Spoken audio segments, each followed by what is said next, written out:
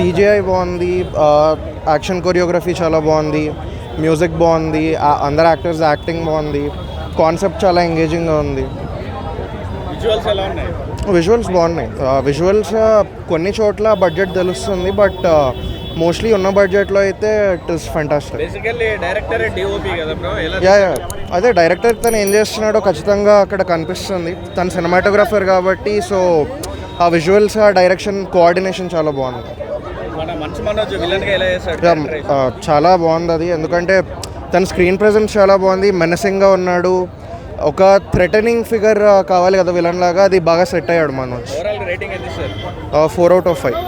ఎందుకంటే తేజ సజ్జా గారి కెరియర్లో ఆఫ్టర్ హనుమాన్ సినిమా తర్వాత ఒక పాన్ ఇండియా సినిమా వచ్చింది. ఎలా ఉంటుందా అని చెప్పేసి అంచనాలను చూద్దామని చెప్పొచ్చాను. కానీ ఇది ఒక పాన్ ఇండియా సినిమా కాదన్న, పాన్ వరల్డ్ సినిమా. యావత్ భారతదేశం మొత్తం గర్వించదగ్గ సినిమా, అందరూ చూడాల్సిన సినిమా, చూడదగ్గ సినిమా అన్న. నిజంగా ఏంటంటే 9 గ్రంథాలని బేస్ చేసుకొని ప్రతి ఒక్క గ్రంథాన్ని సీన్ టు సీన్ రీప్లేస్ చేసి అసలు మామూలుగా తీయలేదని చెప్పి చెప్పుకోవచ్చు భయ్యా. ఇంకా మంచు మనోజ్ గారి విషయానికి వచ్చేస్తే అతనికి ఇచ్చింది నెగిటివ్ రోలే, కానీ మంచు మనోజ్ గారు లేకపోతే ఈ సినిమానే లేదు భయ్యా. నిజంగా నెగిటివ్ రోల్లో కూడా చాలా ప్లస్ పాయింట్స్తోని యాక్టింగ్లో నటించడం కాదు, జీవించేసాడని చెప్పి చెప్పుకోవచ్చు. నిజంగా మోహన్ బాబు గారికి అసలు సిసలైన నిజమైన వారసుడు ఎవరు అని అంటే మంచు మనోజ్ గారు అని చెప్పి చెప్తా భయ్యా. నిజంగా లాస్ట్ క్లైమాక్స్ సీన్ విజువల్స్లో శ్రీరాముడి ఎంట్రీకి థియేటర్ మొత్తం అరుపులు కేకలతో మారుమోగిపోయి దద్దరిల్లిపోయింది భయ్యా. ఇండియా కాదు, పాన్ వరల్డ్ కాదు, అసలు నా భూత నా భవిష్యత్తు రేంజ్లో తీసుకెళ్తున్నారు. సినిమా నిజంగా తేజ చెప్పినట్టు action, adventure, emotion, elevation, devotion and fantasy తోటి ఉన్నది. లాస్ట్ 20 minutes అయితే లిటరల్లీ గూస్ బంప్స్ అన్న సినిమాలో. మనోజ్ అన్న యాక్టింగ్ అయితే next level, top notch performance. నిజంగా తేజ స్క్రిప్ట్ సెలెక్షన్ కానీ, కార్తిక్ ఘట్టమనేని డైరెక్షన్ కానీ, అసలు ఒక్కొక్క సీన్ అయితే నా భూతో నా భవిష్యత్తు. హనుమాన్ తర్వాత మంచి సాలిడ్ బ్లాక్ బస్టర్ హిట్ పడింది తేజకి. అండ్ మనోజ్ అన్నకి మంచి కంబ్యాక్, విలన్ రోల్లో అసలు ఎక్స్ట్రాడినరీ పెర్ఫార్మెన్స్ చేశాడు.